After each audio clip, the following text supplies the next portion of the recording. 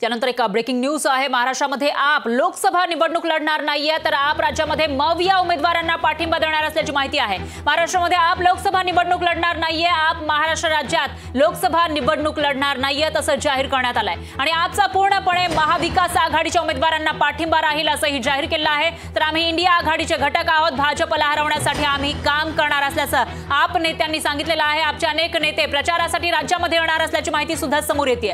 महायुती आणि भाजप विरोधात प्रचार करणार असल्याची माहिती आहे। आप जे इंडिया आघाडीमध्ये सामील आहे, अरविंद केजरीवाल यांची आम आदमी पार्टी आणि त्यांचा राज्यामध्ये आता मवियाच्या उमेदवारांना पाठिंबा असेल।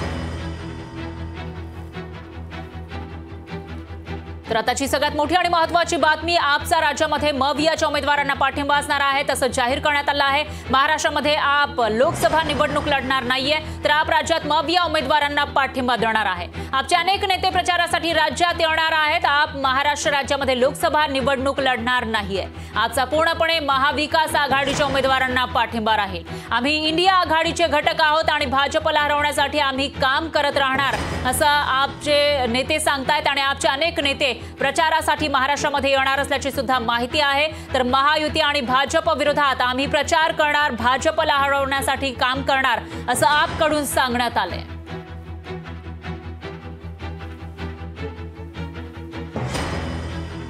तर आम आदमी पार्टी जे इंडिया आघाडीमध्ये सामील आहेत आणि त्या पार्श्वभूमीवर आता इंडिया आघाडीमधील प्रमुख पक्ष असलेल्या आपनं मवियामधील नेत्यांना पाठिंबा जाहीर केल्याचं दिसतं।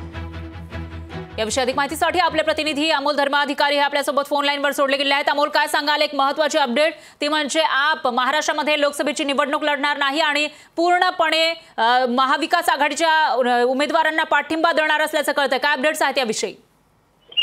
नक्कीच आता एक राज्यस्तरीय बैठक आहे ती आम आदमी पक्षाची पार पडलेली आहे आणि या बैठकीमध्ये आगामी लोकसभेच्या निवडणुका आहेत, यामध्ये पूर्णपणे महाविकास आघाडीच्या पाठीमागे उभं राहायचा असा निर्णय घेण्यात आलेला आहे।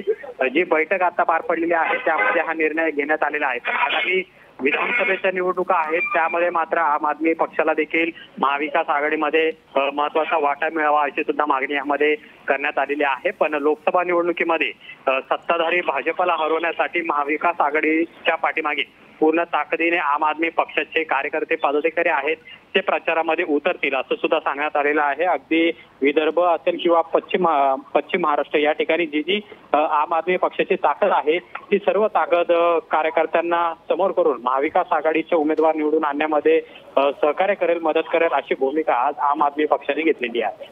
निश्चितच अमोल, धन्यवाद तुम्ही दिलेल्या या सविस्तर माहितीसाठी। लोकशाही मराठी ऐका, पहा, जागरूक रहा।